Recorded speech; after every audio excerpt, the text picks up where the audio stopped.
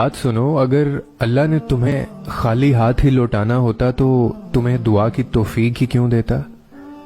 اگر اس نے آنسوں کی لاج نہ رکھنی ہوتی تو وہ تمہیں اپنے در پر بلاتا ہی کیوں؟ اور اگر اس نے تمہیں تڑپتا ہوا ہی چھوڑنا ہوتا تو پھر ہر پل تمہارے ساتھ ہونے کا دعویٰ کیوں کرتا؟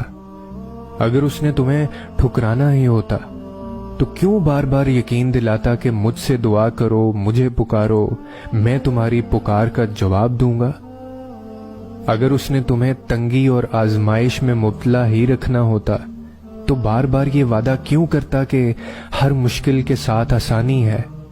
وہ تو تمہیں تمہاری برداشت سے زیادہ آزماتا بھی نہیں ہے۔ جہاں تمہارا صبر دم توڑ دیتا ہے وہیں وہ کن فرما دیتا ہے، وہیں اس کی مدد تم تک پہنچ جاتی ہے۔ یاد رکھو، ایسا کچھ بھی نہیں ہے جو تمہارے رب کے اختیار میں نہ ہو۔ ایسا کوئی کام نہیں ہے جو وہ کرنے پر قدرت نہیں رکھتا۔ کائنات میں کوئی ایسا زخم نہیں ہے جسے اللہ بھر نہیں سکتا۔ پھر وہ جو زمین اور آسمان میں موجود ہر شے کا حساب رکھے ہوئے ہے، وہ تم سے غافل کیسے ہو سکتا ہے؟ اللہ تمہارے درد سے نا آشنا نہیں ہے، وہ تو بس تمہاری ایک پکار کے انتظار میں ہے کہ کب تم پورے یقین سے اسے پکارو اور وہ تم پر اپنے انعامات کے در کھول دے۔ اس کی رحمت تو ہر لمحہ تمہیں اپنے گھیرے میں لینے کے لیے بےتاب رہتی ہے۔ حضرت یوسف بھی جانتے تھے کہ آج اگر تنہائی میں برائی کر لی تو کل یہی برائی شہر میں پھیل چکی ہوگی۔ نفسانی خواہشات کی برائیاں تنہائی سے شروع ہوتی ہیں اور بدنام کر کے چھوڑتی ہیں۔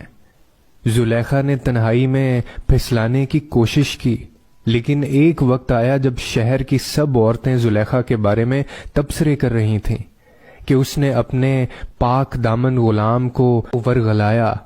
پہلے قدم پر ہی رک جاؤ ورنہ زمانے میں ذلیل ہو جاؤ گے۔ اور جب تم گناہ کرتے جاتے ہو نا تو رفتہ رفتہ ایک ایسی دلدل میں دھنستے جاتے ہو جہاں تمہیں سکون میسر نہیں آتا۔ اور جب تم اپنے کیے پر شرمندہ نہیں ہوتے اور توبہ نہیں کرتے ہو تو تمہارا ضمیر گہری نیند سو جاتا ہے، تم اپنے نفس کے غلام بن جاتے ہو۔ پھر تم وہ سب کچھ کرتے ہو جو تمہارا نفس اپنی تسکین کے لیے تم سے کرواتا ہے۔ تم جتنے مرضی خطا کار کیوں نہ ہو، تم پر یہ وقت ضرور آتا ہے جب تمہارے گناہوں سے زخمی تمہاری روح چیختی ہے اور تمہیں سیدھے راہ پر چلنے کی تلقین کرتی ہے، اور تب تکلیف کی اس انتہا پر تمہارا مردہ اور گناہ سے بیزار دل تڑپ اٹھتا ہے۔ بس تم اس ایک لمحے میں اپنے ضمیر کی سن لینا اور اس کی آواز کو خود پر حاوی کر لینا۔ پھر جب تم ندامت کے ساتھ اپنے رب کو پکارو گے تو وہ رحمان تمہیں معاف کر دے گا اور تمہارے دل میں نور بھر دے گا۔ ایک اور بات کا خیال رکھنا کہ تمہیں گناہ کا راستہ چھوڑنے سے سکون تو بہت ملے گا، لیکن جب تم اپنے نفس سے بغاوت کرو گے تو تمہارے اندر اضطراب جنم لے گا۔